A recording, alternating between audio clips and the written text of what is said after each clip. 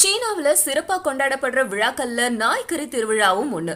சீனாவுல தெற்கு மாகாணங்கள்ல வசிக்கிற மக்கள் நாய்க்கறிய விரும்பி உண்ற பழக்கம் உடையவங்க. குவாங்சி மாகாணம் யூலின் நகர்ல கடந்த 2009 வருஷத்துல வருடா வருடம் நாய்க்கறி திருவிழா கொண்டாடப்பட்டு வருது. இந்த விழாவை அவங்க ஒரு வாரத்துக்கு கொண்டாடுறாங்க.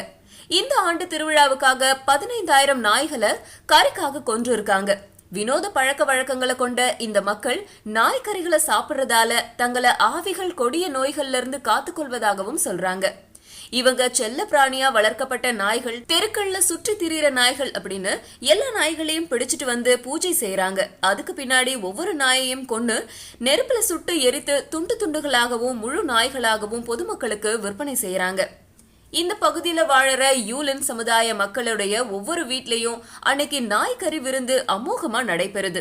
இந்த ஒரு நாள்ல மட்டும் சுமார் 15,000 நாய்கள் கொல்லப்பட்டு இந்த திருவிழாவுக்காக பயன்படுத்தப்படுது. நாய்க்கறி பல மருத்துவ பலன்களை கொண்டது அப்படின்னு தெற்கு சீன மக்கள் உறுதியா நம்புறாங்க. நாய்களை கொள்ளும் இந்த கொடூர செயலுக்கு உலகோடைய பல பகுதிகளில இருந்து எதிர்ப்பு கிளம்பிட்டு வந்த போதும் இந்த மக்கள் நாய்க்கறிகளை சாப்பிடுறத நிறுத்தல. இந்த விழாவின் போது சமைத்த இறைச்சிய லெச்சி அப்படின்னு சொல்லப்படுற உணவோட சேர்த்து மக்கள் உண்டு மகிழறாங்க. நாய்க்கறிய போல பூனைக்கறி சாப்பிடுற ஒரு கூட்டமும் சீனாவுல அலைஞ்சுகிட்டு இருக்கு. தெற்கு சீன நகரங்கள்ல நாய்க்கறி கடைகள் ஏராளமா இருக்கு. இங்க ஆட்டை உரிச்சு தொங்க விடுறது மாதிரி அங்க நாய்களை உரிச்சு தொங்க விட்டு இருக்காங்க. சீனர்களுடைய இந்த காட்டுமிராண்டித்தனமான செயல்களுக்கு பல்வேறு தரப்பிலிருந்து எதிர்ப்புகள் கிளம்பி வர்றதை ஒட்டி புதிய சட்டம் இயற்ற அந்த நாட்டு அதிகாரிகள் முடிவு செஞ்சிருக்காங்க.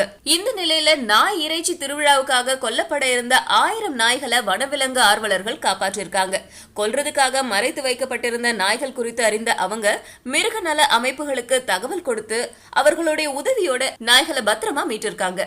அதிமுக என்பதே அதிமுக என்றவர்கள் சொன்னாலும் கூட நடைமுறையில் அது அடிமைகளின் திமுகவாகத்தான் இருக்கிறது.